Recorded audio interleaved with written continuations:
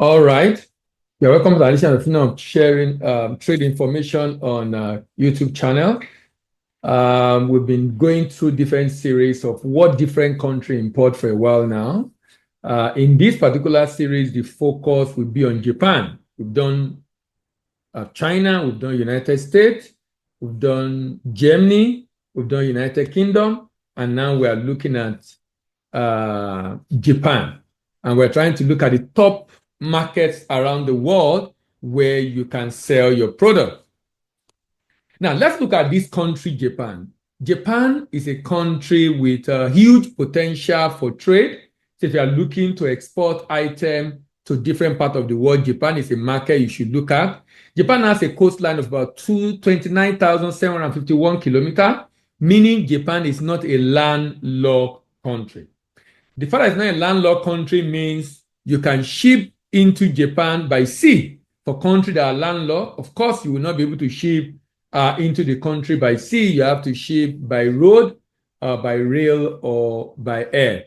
Now, Japan population is about 123 million people. So it's a huge market, and with huge demand. And 97% of this country are Japanese. And the language, of course, is the Japanese language. 48% of the country are Shintoism. 46% are Buddhism. Only 1.1% of Japan is Christian. Now, religion affects what people buy, and even the way they buy, when they buy, and how they buy. Looking at the age structure of this country, 12% of the country is under the age of 15.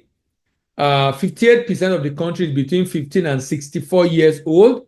And about 30% of this country are more than 65 years old.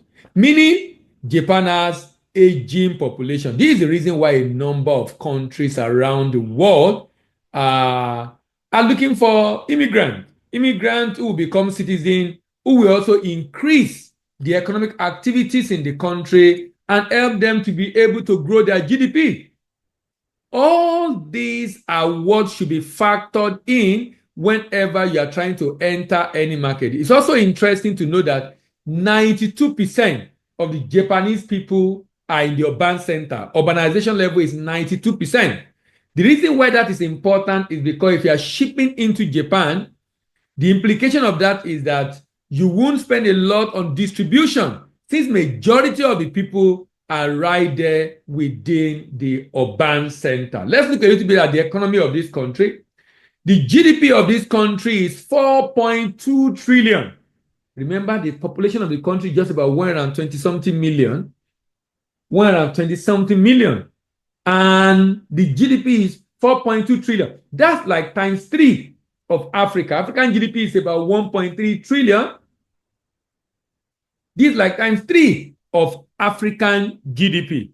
The inflation in this country as of last year is 3.27%.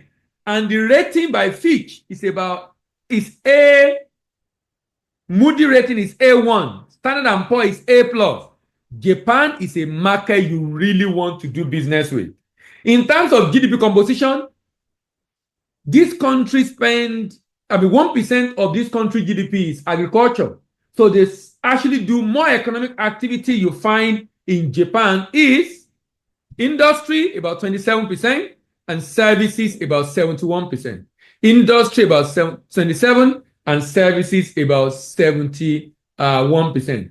About 55.6% of the GDP is of the consumption component of GDP is household consumption. 55.6% of the consumption component of the GDP is household consumption.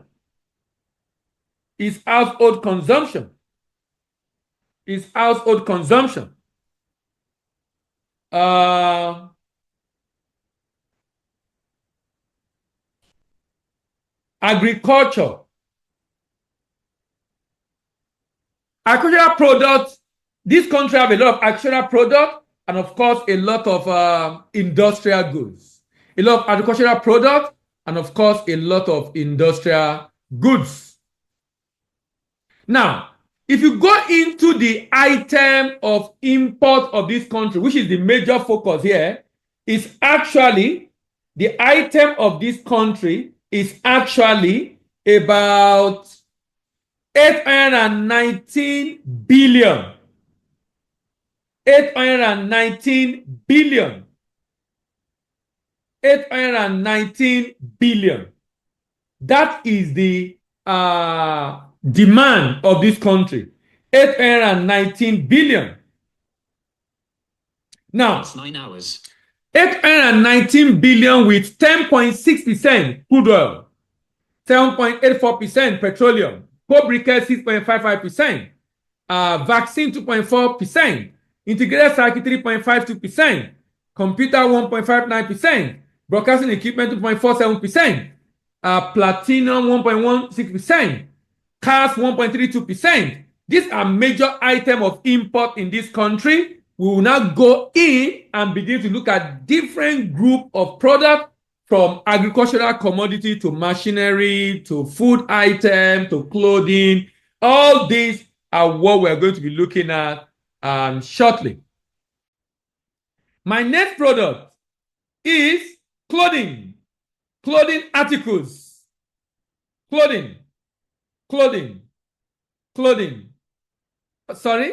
My next product is head and footwear. Head and footwear product. Head and footwear product. 6.22 billion was used to import head and footwear product.